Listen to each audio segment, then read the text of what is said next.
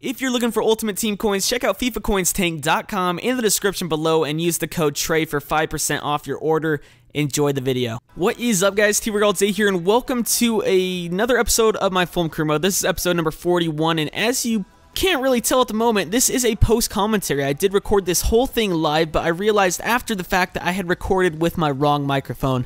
I didn't change the microphone in my recording program to my Blue Yeti microphone, which is my good quality microphone that you're hearing right now, and so I accidentally recorded with my laptop mic, and that mic is absolutely horrendous. I would never let you guys listen to that because that is just awful. So I figured I would do a post commentary on it rather than doing an update video on it. It is a bit shorter because, like in my live games I tend to talk a bit more than in post commentaries. There's a bit more to say, and I know what to say at that point in time. That's why I love doing live commentaries, is because when I'm playing the game, a lot more comes to mind of what I need to say, and basically I think you know what I mean, basically, is when I'm in a post-commentary, I don't really remember what happened in the episode, whereas if it's live, I'm right there. It's happening with me, so I'm able to get it out at the same time. So I mentioned it in my Lyon crew mode episode yesterday that this will be out today, and instead of yesterday, like my Lyon crew mode episode was, because of the fact I was doing a post-commentary. The live ones are 10 times easier to edit. I know it seems weird that this one's shorter and the other ones are longer, but those ones are easier to edit even though they're longer. It's just due to the fact that I have sound waves sitting there of where I need to look to and what parts I need to edit, whereas when it's a post-commentary, I'm looking through the whole, the whole set of the whole hour of stuff I just recorded and looking for clips I need to put in, whereas when it's live, I know where I talked, I can just cut those out and it's done. So I hope you understand why this is a post-commentary. But anyway, you saw we won our first game. It was against St. Mirren in Europa League. If we just got a draw, we would clinch ourselves a spot in the knockout rounds, and we did that. So it was good to see that we finally are making progress in the series and advancing into Europa League as we take on Aston Villa, who sit near the bottom of the table. We only sit mid-table, but they sit seriously like one spot outside of the relegation zone. So this would be a golden chance for us to really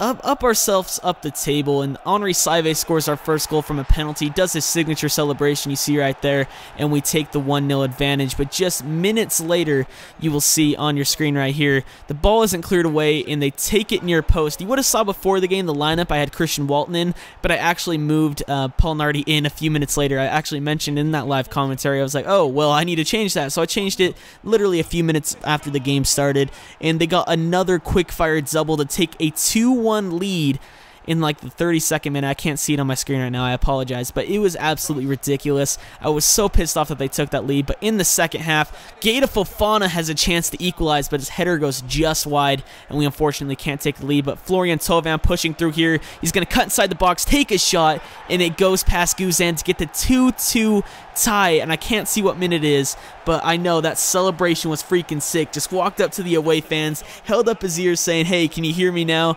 I can't hear you guys anymore. You're not cheering. We're level now. And it was absolutely fantastic at the time, and Flar barely missed the ball there, and Thauvin tucks it in. And now another chance for us. Saivet, Guzan makes a great save on his shot there, and we unfortunately can't take the lead. In the almost 90th minute, Saivet breaking through here, finds Veretout, takes a shot, and puts it in just as it turns into the 90th minute, and we take the 3-2 lead.